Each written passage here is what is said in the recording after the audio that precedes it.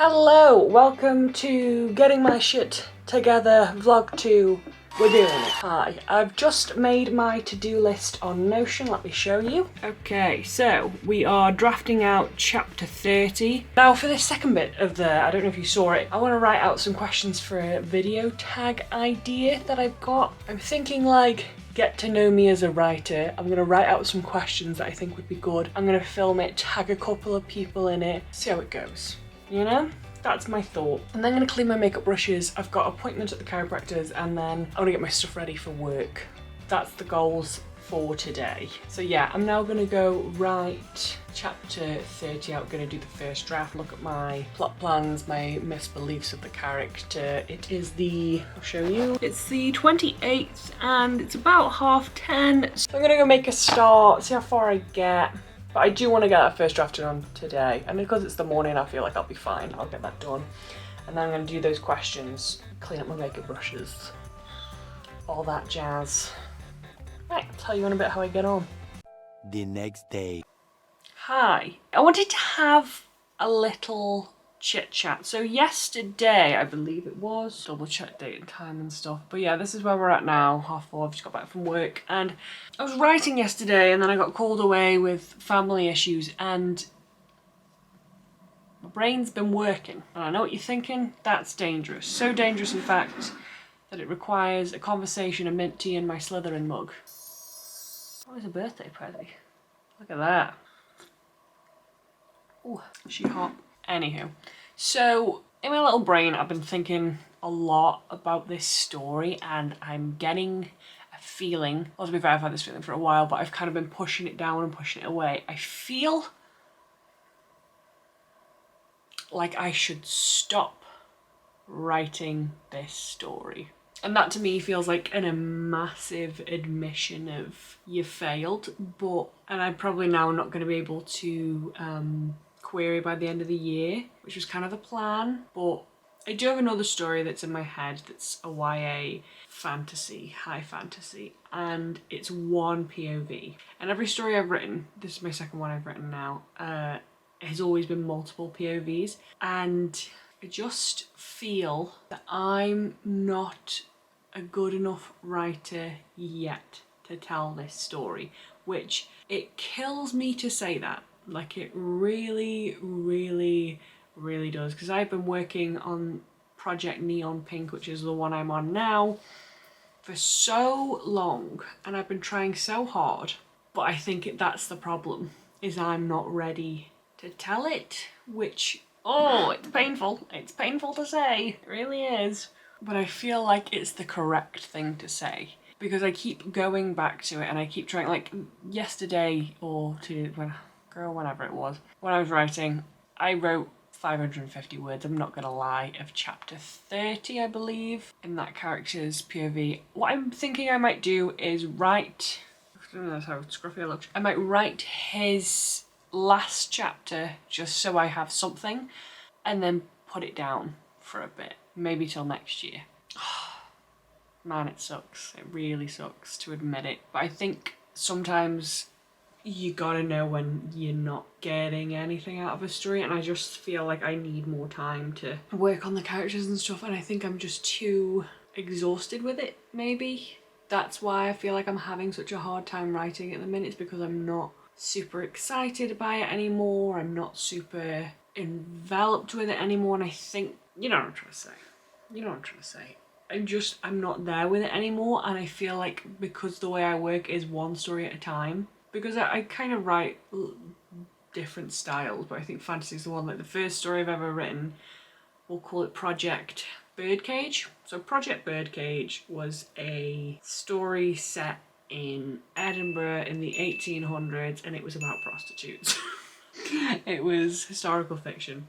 And I think that taught me a lot. And I think this story, Project Neon Pink, has taught me a lot again. And I feel like with this new project, I've already got a title for it, it's Project Forest Green. It does excite me and it does intrigue me of where I could take it, because as I think about it, I can picture scenes. I don't know if anyone else is like that. Like the way I work is I see the scene before I find the characters or before I get super invested in anything else. It's like moments and scenes and conflicts that people might have. And now I feel like maybe if I take my new skills that I've learned from redoing Project Neon Pink, then maybe by the end of the year I'll have something. I'll definitely be able to first draft it by the end of the year. I'm a quick fit. Well, everyone knows that I write short chapters, so first drafts for me, I can whack a first draft out in a month. Is it any good? No, but I can do it. And maybe I think that's my problem. I didn't ever like prep enough for the other ones, so I spend most of my time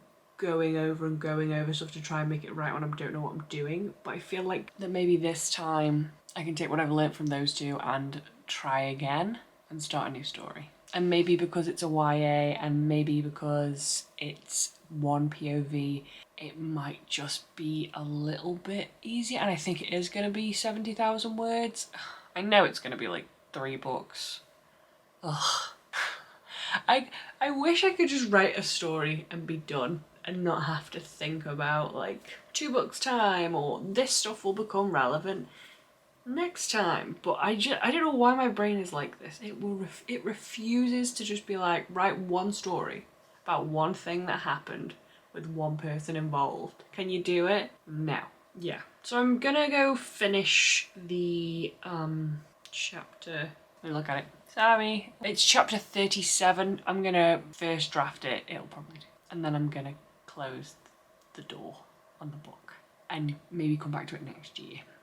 When I'm needing space from Project Forest Green, I'll come back to this. I think what I've been thinking about a lot, I can't remember where I heard it, but Neil Gaiman discussed writing the Graveyard book, I believe it's called. I don't know if you've read it, it's really good. It's a children's book about ghosts in a graveyard and a boy that's alive that ends up living with them. They kind of adopt him after terrible circumstances. It's very Neil Gaiman. If you like Neil Gaiman, you'll love it.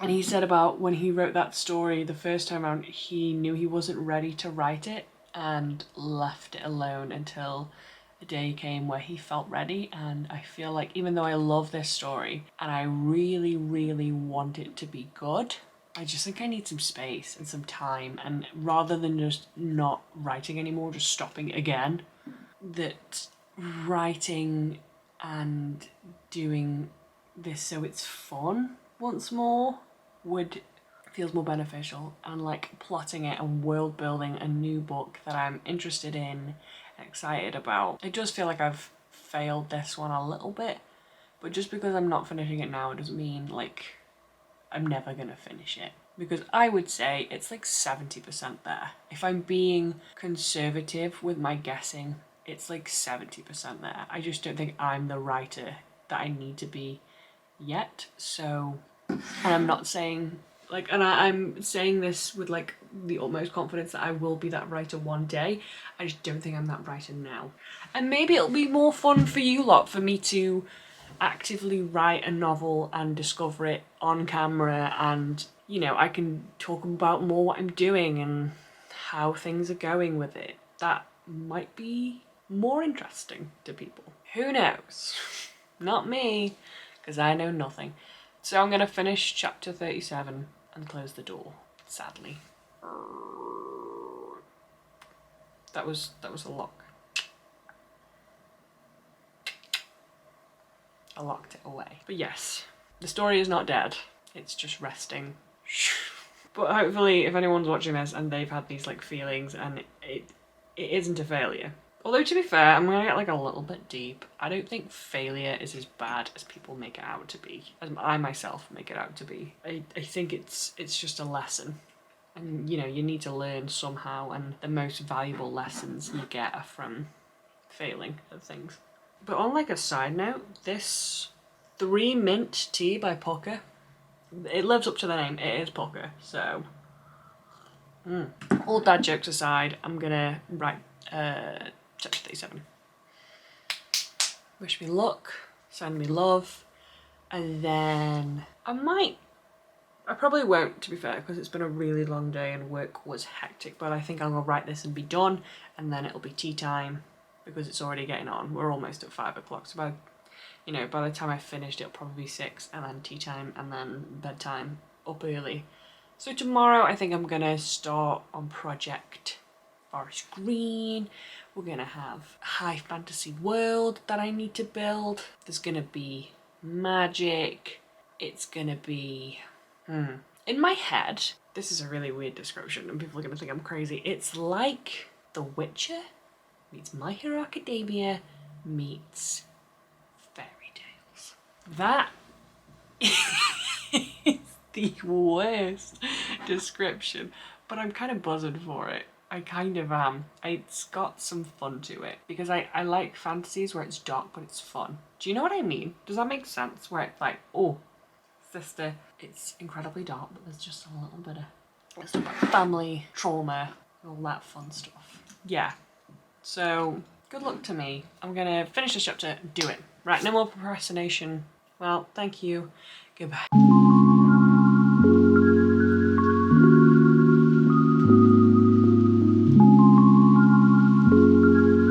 Right, so I've just finished chapter 37. I'm at about 560 words, so that is the whole scene kind of mapped out. It's 20 to 6, so I'm calling it a day. I'm not gonna work on Project Neon Pink anymore. Oh, that feels weird. But yeah, so I'm done now. I'll show you. There's my words. There's the time. So the next vlog, I'm gonna be starting my world building on Project Forest Green. I'm gonna do that. I think this is the right move. I feel like I enjoyed writing that scene, but I know the work that'd have to go into it and everything, and I'm just not there mentally yet. So time to move on. Next week, I'm gonna be posting my tag, and then after it's gonna be the vlog following this one. So enjoy that.